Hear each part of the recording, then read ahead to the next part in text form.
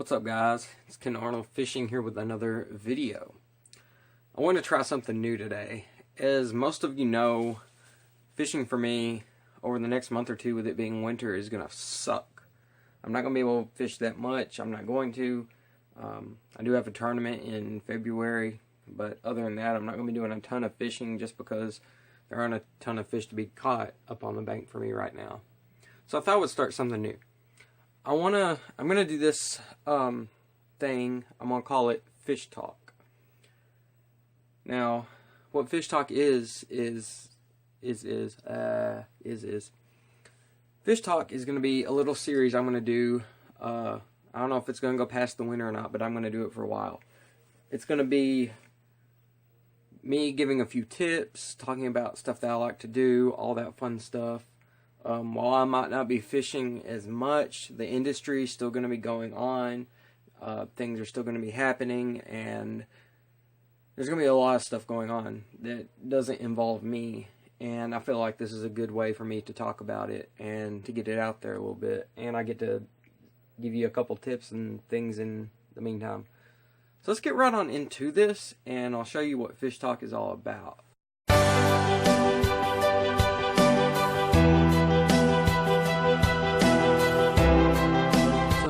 I guess we're going to start off talking about one of the most talked about things of the past week, and that is the 10.8 pound spotted bass that Cody Meyer caught at a Bullard's Bar in California.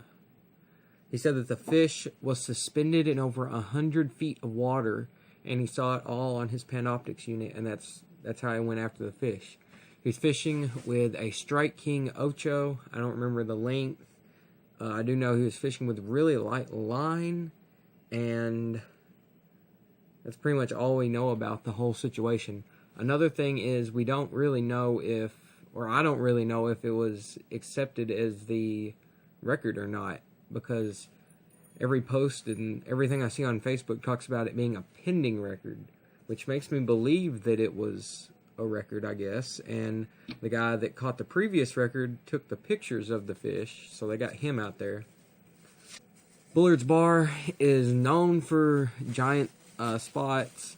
There was one caught over 11 pounds last year out of there, and the what's it called, the IGFA or something like that, they didn't accept the fish because it wasn't weighed on land. And I guess that's one of their stipulations. I have to be weighed on land for it to count. So, shout out to FLW Pro Cody Meyer. That's pretty sweet. That's a dream fish right there. A lot of people just would absolutely love to have in their lives. Also, a story that's been in the news for a little while now, since early November, I believe, is that former Bassmaster Classic champion, two-time Angler of the Year, Bassmaster Angler of the Year, and former Forest Wood Cup champion Davey Hite will not be fishing the Elites next year. In fact, he won't be fishing any pro bass circuit in 2017. However, his fans will be seeing more of him now than they ever really have. He will be taking a spot as a color commentator for the Bassmasters on ESPN, Bassmaster Live, and any other BASS communications. So he's still going to be there, and he's going to be talking. I mean, he's going to be in there with, along with Dave Mercer and everybody else that commentates for Bassmaster. He's going to be along with them. So that's going to be pretty cool, I think. If you've ever heard him talk during the Bassmaster TV shows, he's pretty good at that. I feel like this is a good opportunity for him. He said in his heart he couldn't fish for 20 more years, but he didn't want to leave the industry, and I feel like this is a really good opportunity for him to still stay in the industry and talk about what he loves. And for some reason I get the feeling that he's not done fishing all the way. I know he's going to, surely he's going to fish some more, and we're going to see some more of it. but I get the feeling like maybe he just needs a break. I feel like maybe in a year or two we'll see him fish the Opens again or something like that. I don't know. As far as getting back on the Elites or the FLW Tour, if he's into that, I don't see that happening.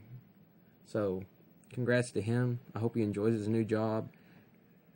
And I will be very interested to see where that goes. And finally, I'm going to leave you with a tip. A lot of my subs have been talking about how I only really show my sponsored equipment.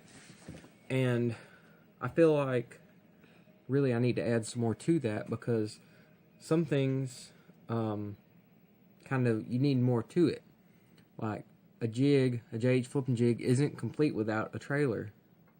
A lazy man hook isn't complete without a swim bait, a jerk bait, whatever you want to put on there, whatever soft plastic you want to put on there. So I wanted to show you something that I use that I'm not actually sponsored by. I'm not going to consider this a plug because, well, it kind of is, but it's really not, because I get nothing out of it. So I'm not sure how that falls. But anyway, I'm going to show you something that I actually really love to use, and I use pretty often, especially now. So I know a lot of you guys do actually like winter fishing, and one of my favorite things to do during the winter is drag a big jig. And to really enhance your jig's performance, you need a trailer. And this is one of my favorites right here. It's a Berkley Havoc Crawfaddy. This is the Bobby Lane design in the, what's it called? Watermelon candy color. I'm going to get one out and show you these. I made a review video about these probably 2 or 3 years ago on one of my old channels, because I actually really like these a lot. I don't know how well you can see it. You can't see it really well at all, actually. But it's pretty much, it looks like a crawfish. It looks just like a crawfish. It has multicolored glitter in it. It's got like a purple and a green and then some black flake in it. And you get a, it's an 8-pack. So you get an 8-pack, and they're under $3, I believe, for an 8-pack. And you get them, and they have the little claws clamped together. You just pull them apart. And they have quite a bit of action, which can be good and bad during the wintertime. Really, I'm not the greatest at what I would call finesse crawfish or finesse jig fishing. I don't like to use small craws or craws that don't have a whole lot of flap to them, because I feel like, in my opinion, it really hurts it. I mean, whenever I put a trailer on the back of a jig, I want to have a lot of action. I want to get the fish's attention. And I know sometimes that might actually scare the fish away, but I haven't really seen that being an issue with these. I absolutely love these, and I'm not affiliated by Berkley Havoc at all. I don't have anything to do with them, and however, I do really love this. The way I use it is I take off the first this little section where this first or the second rib is. Well, actually, I take it off to where the first leg is. I take it down to there, I cut that off, and then I just feed it onto my jig, and it looks really, it looks really natural. I'll try to get a picture of one here in just a second to show you guys, but this is probably my all-time favorite trailer, but it's just, I love it. This is also my favorite color. They have some different colors. I'm not sure what all.